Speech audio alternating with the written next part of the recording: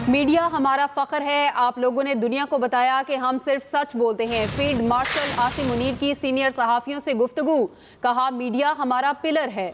इसी पर बात करने के लिए ब्यूरो चीफ इस्लामाबाद आमिर इलियास राना हमारे साथ मौजूद हैं। बहुत शुक्रिया आमिर साहब, आपके वक्त का। क्या कहेंगे, मीडिया के किरदार को फील्ड मार्शल की जानिब से सराहा गया है? देखें, आज जो तकरीब ऐवान सदर में हुई और उसमें क्योंकि मियां नवाज शरीफ भी स्पेशली तशरीफ लाए और बिलावल भुट्टो भी थे, सब एक जबरदस्त जेस्चर था जब उनको कमान दी गई, स्टिक दी गई फील्ड मार्शल की। उसके बाद सारी दुनिया उनके पास मुबारकबाद के लिए गई थी और मैंने खुद उनसे कहा कि आप क्या पैगाम दें, तो कहते हैं मैं नॉर्मली मीडिया से दूर रहता हूँ। मैंने कहा नहीं, आप मीडिया के किरदार पे बात करें तो जो बात आपने सुनाई है कि मीडिया हमारा पिलर है और हमें इस पे फख्र है कि ठीक और बर वक्त आप लोगों की थी। उसके बाद हमारी वहाँ पे कुछ मिलिट्री लीडरशिप इकट्ठी थी, उनसे बात हुई कि ये किस किस्म का कुछ हमें ब्रीफ करें।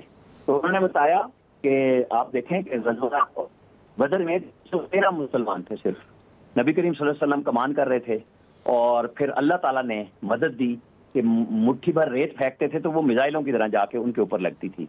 और अल्लाह का ये फरमान है कि तुमने नहीं, मैंने उनको कत्ल किया क्योंकि मैंने उनको मारा। ये डिवाइन हेल्प थी हमारे लिए, सोचा भी नहीं जा सकता था जो कुछ हमने दुश्मन के साथ किया है।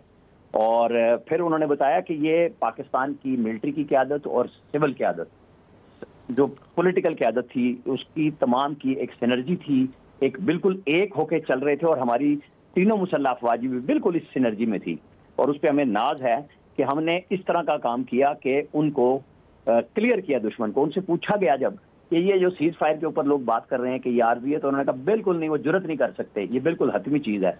और फिर उनसे पूछा गया वहाँ पे मिलिट्री लीडरशिप से कि जी आप दुश्मन से बाहर तो लड़ रहे हैं लेकिन जो हमारे बच्चों को मार रहे हैं, तो बताया गया कि इस वक्त उनके ऊपर मिसाइलों की बारिश जारी है जिन लोगों ने हमारे बच्चों को मारा।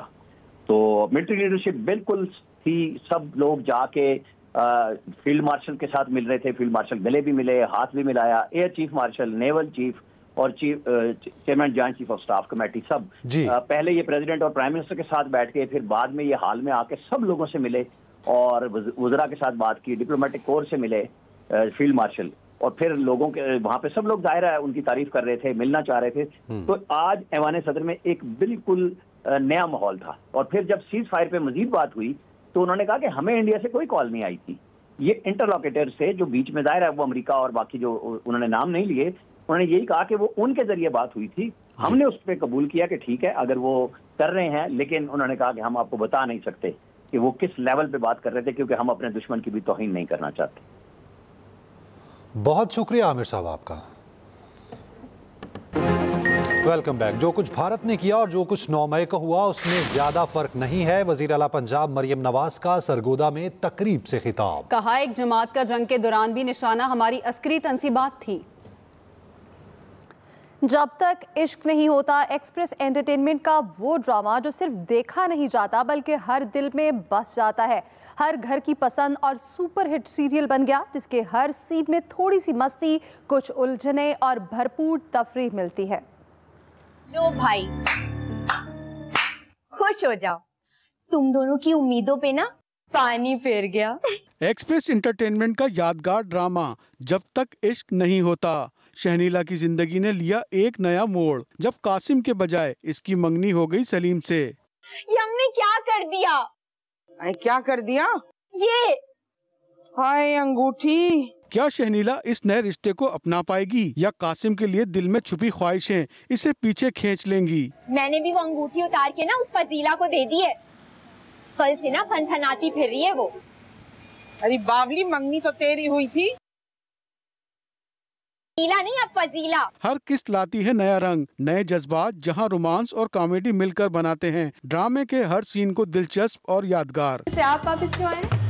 तुम्हारी वजह से। मजहर मुइन की जबरदस्त डायरेक्शन, जबकि एजाज असलम, हिना दिलपजीर, उरूसा सिद्दीकी और अलीजे ताहिर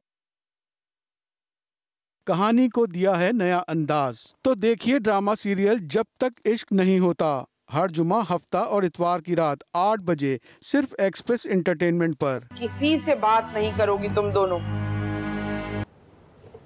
अमरीकी सदर की यूक्रेन के बाद जनूबी अफ्रीका के सदर से भी लफ्जी झड़प हुई। डोनाल्ड ट्रंप का कुछ तस्वीर दिखाकर रामाफोसा पर सफेद पॉम नस्लकुशी का इल्जाम। जनूबी अफ्रीका के सदर ने कहा, मेरे पास आपको देने के लिए तैयारा नहीं है। Generally, they're white farmers, and they're fleeing South Africa, and it's a very sad thing to see. But I hope, because I know you don't want that, it's a kind of a different meeting. Normally we have meetings, we talk about trade, and we'll be talking about trade and other things, but that certainly will be a subject that comes up. Yeah. HBL PSL 10 का eliminator 1 में Karachi Kings और लाहौर कलंदर्स आमने सामने। Karachi Kings का लाहौर कलंदर्स को जीत के लिए 191 run का हदफ। कराची ने मुकर्रर ओवर्स में 8 विकेटों पर 190 रन बनाए हैं। डेविड वार्नर ने 3 छक्कों और 8 चौकों की मदद से 75 रन की इनिंग्स खेली।